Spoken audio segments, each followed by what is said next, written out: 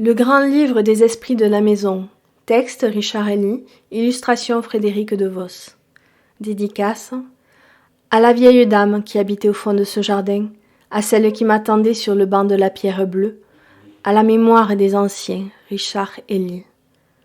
À toutes les personnes qui m'ont soutenu dans mon travail, Frédéric de Vos.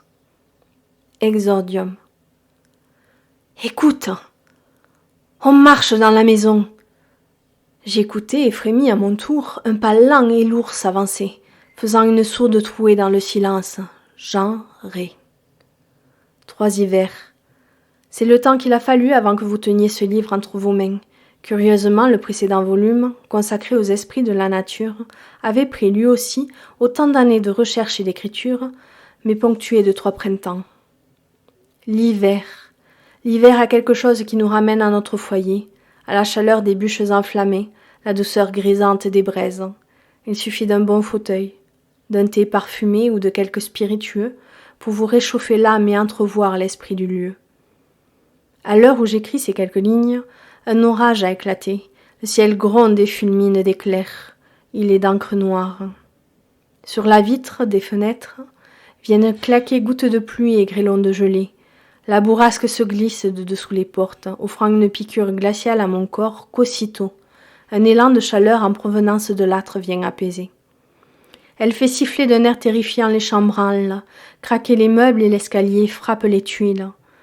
C'est toute la force du sauvage qui tente de briser la coquille de cette demeure. Mais rien n'y fait. Elle est bien gardée. À chacune des gifles du dehors répondent les écus du dedans, autant de talismans contre le mauvais œil. L'histoire de ces esprits de la maison, ces gardiens du foyer, ces génies domestiques, va de pair avec celle de l'homme. Tout commence avec le feu, cette invention, ce cadeau des dieux qui distingue l'être humain de l'animal. L'étincelle salvatrice garante de notre survie. Car l'homme n'est rien sans le feu. Sa fourrure des plus minces ne le protège pas contre le froid, son système digestif ridicule ne peut facilement assimiler la nourriture crue. L'eau pesante sur ses vêtements a vite fait de l'enrhumer, le gripper, le tuer. Le feu, c'est la vie. Et pour protéger ce bien incommensurable, il a fallu construire autour de ce trésor des murs, un toit, une cheminée. Le foyer est la maison est le foyer. Pour construire, il faut une permission. Non le pauvre papier délivré par quelque autorité, mais bien le signe approbateur du génie utopique, une offrande est faite. La poule sacrifiée disparue, le présent accepté, l'homme peut alors bâtir sa future demeure. Dans le cas contraire, il lui faut déplacer son projet. Toute bravade a une interdiction claire du génie du lieu et punie d'un mal terrible. Le petit maître des lieux se transformera au gré de l'avancée du bâti en esprit domestique.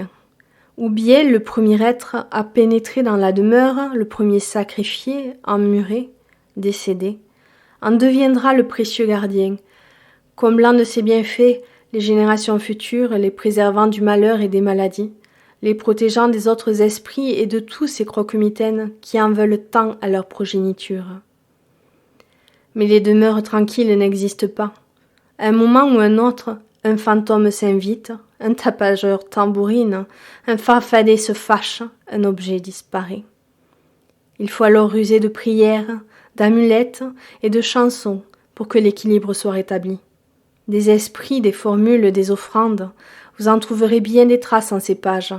Voilà qu'au cours de ces 3 hivers, je les ai patiemment rassemblés pour vous. Le tout a été une fois de plus illustré par le talent magique de Frédéric de Vos. Nous ne nous étendrons pas sur le prix payé. Nous avons arrêté de compter le nombre d'objets disparus, déplacés, les nuits de vacarme et les poussées cauchemardesques. Voilà que s'entr'ouvre le grand livre des esprits de la maison.